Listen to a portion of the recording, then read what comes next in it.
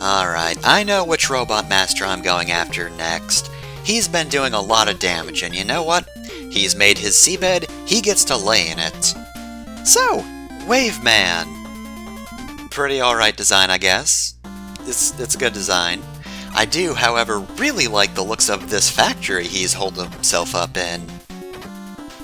This is apparently like a water quality testing facility or something of that nature, so all this water you see here, I'm trying to see if it's good. Who knows? Waveman probably does. It's kind of his thing. So, yeah, this factory... Oh my god! I love that so much. So yeah, you would think that would be a fairly prominent gimmick in this stage, but not really. That being said, those pipes are one heck of a vacuum.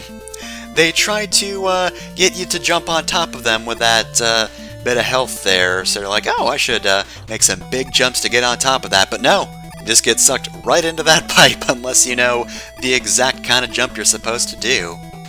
And speaking of gimmicks that don't really get used much in this stage, we will be seeing this one eventually, this particular gimmick of the bubbles.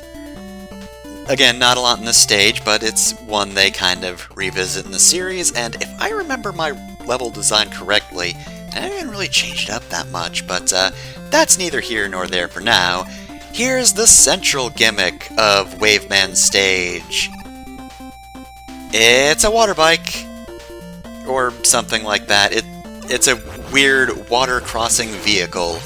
So yeah, we've got a mini shmup section, I guess, except it's not really that good of a shmup section.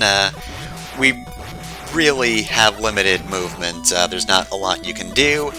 As always, all you can and ought to do is jump and shoot.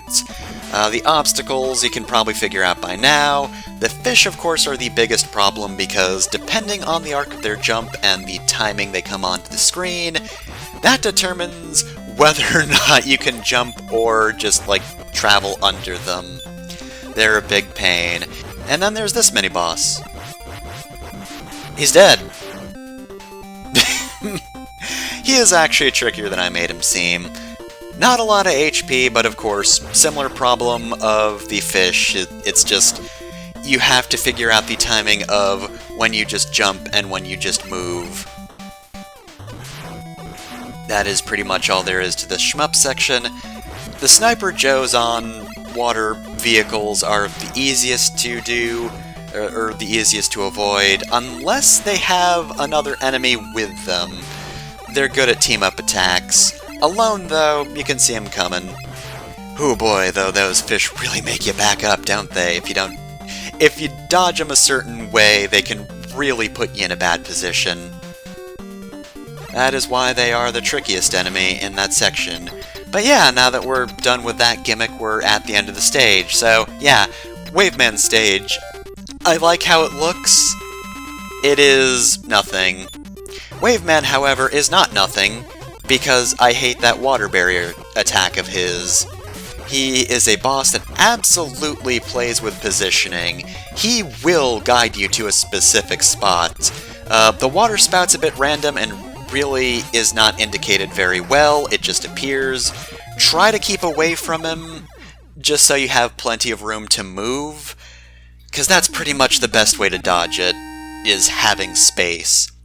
It otherwise acts as a shield for him when it's not backing you into a corner, so yeah. That was a particularly good run. I managed to get a good rhythm, the water spouts weren't too dangerous, and thanks to that, we're able to wave goodbye to our latest boss. And we get the water wave, which we'll probably see in action, unlike Charge Kick, which I didn't show, because it's useless in this stage, and most others.